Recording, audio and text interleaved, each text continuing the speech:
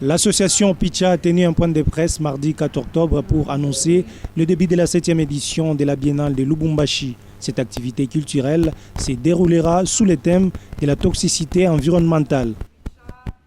Les membres de Picha, les curateurs, les artistes les uns après les autres sont intervenus pour annoncer les couleurs de la 7e édition de la Biennale de Lubumbashi.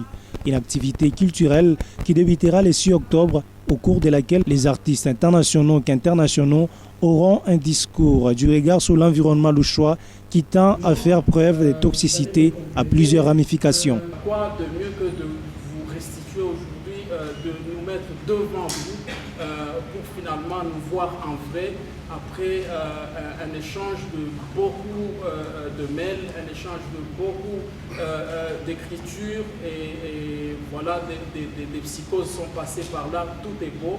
Et voilà, maintenant c'est une biennale de retrouvailles, une biennale de réorientation, une biennale de famille. Une biennale des familles qui réunira 60 artistes, dont 70% des nationalités congolaises, qui vont procéder à des différentes expositions en vrai après plusieurs mois de trêve en raison de la pandémie de Covid-19. Déjà dans l'assistance, plusieurs projets sont annoncés.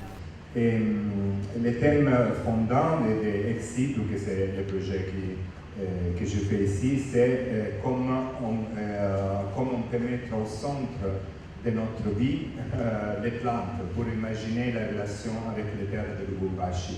Le fait d'être dans un espace qui est totalement, qui a toute une histoire, vraiment une histoire très particulière.